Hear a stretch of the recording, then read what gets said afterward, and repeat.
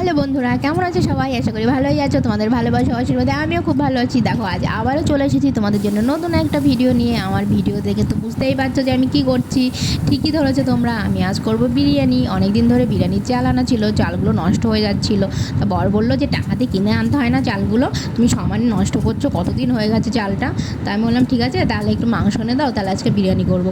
বিরিয়ানিটা আমরা বাড়িতে আগে মাঝে মাঝেই করতাম, কিন্তু ছেলেটা হওয়ার পরে সেরকম এখন আর বিরিয়ানি করা হয় না। মা বাবাও খেতে চায় না সেরকম, আমাদের দুজনের জন্য করতে হয়, তাই দুজনের জন্য করতে আর ভালো লাগে না। তা বললাম ঠিক আছে চলো। আর এদিকে দেখো, আমি সকালবেলা গাছে দুটো আম পেয়েছিলাম, পাকা আম, সেই আম দিয়ে আমের জুস করে নিয়েছি। আর এদিকে মাংস মশলাটা কষিয়ে নিচ্ছি, আর ওইদিকে জুস খাচ্ছে সবাই। যা গরম পড়েছে, রান্নাঘরে গেলে মনে হয় যে কত পাপ করেছে, যমরাজ গরম তেলের মধ্যে ছেড়ে দিয়েছে আমাকে। তোমাদের সঙ্গে গল্প করতে করতে আমি তো ভুলেই গেছিলাম এই মাংসের মশলাটায় নুন হলুদ কিছুই দিইনি, তাই এই যে একটু হলুদ দিয়ে দিলাম। হ্যাঁ, তারপরে এই যে আস্তে আস্তে অল্প অল্প জল দিয়ে এবার ভালো করে মশলাটা কষিয়ে নেব।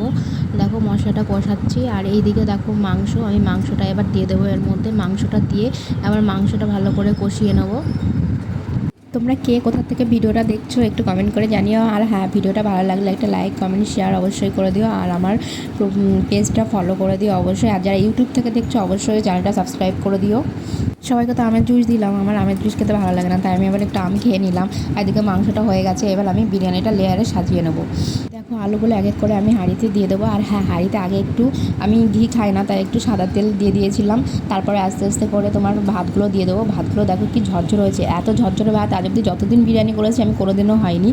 তারপর আস্তে আস্তে করে এই যে মাংসগুলো দিয়ে দেবো, তারপর কেওড়া জল, তারপর গোলাপ জল, বিরিয়ানি মশলা, তারপর পেঁয়াজের যে পেস্টটা ছিল ওইগুলো দিয়ে দেবো। তারপর আস্তে আস্তে আবার ভাত দিয়ে পরপর লেয়ারে সাজিয়ে নেবো সব। দেখো এভাবে আমার 3টে লেয়ার হয়েছিল, 3টে লেয়ারে আমি সাজিয়ে নিয়েছিলাম।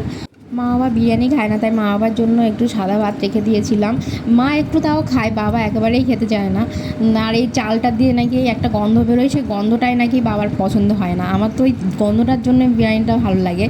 আর দেখো এই যে আমার এদিকে লেয়ারে সাজানো হয়ে গেছে, এবার আমি একটু আটা দিয়ে সিল করে দেবো। আমি আটাতে ভালো চিল করতে পারি না, তাই এটা আমাকে ওই করে দিয়েছিল। দেখো ফাইনালি হয়ে গেছে। আর এই যে এইদিকে দেখো ঘোরাঘুরি করছিল, ওর ক্লিপটা আমি নেইনি, ওর জামা পরা ছিল না তাই। আর এই যে এবার আমি এটা আঁচে বসিয়ে দেবো, মিডিয়াম ফ্লেমে থাকবে, 45 মিনিট রেখে দেবো আমি।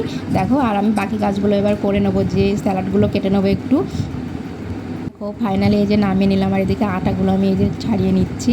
দেখো এবার জাস্ট দেখবা, এই যে খুলছি এবার, দেখো কি সুন্দর হয়েছে। আর গন্ধটা যা বেরোচ্ছিল না, এই যে আমি এবার এক এক করে সবাইকে বেড়ে দেবো।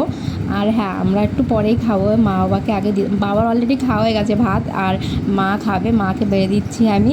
খেতে যা হয়েছিল না, জাস্ট ওয়াও হয়েছিল খেতে। তোমরা ভাববে যে নিজের প্রশংসা নিজে করছি, না আমি এত ভালো বিরিয়ানি আগে কোনোদিনও করিনি, এই প্রথমবারই হলো।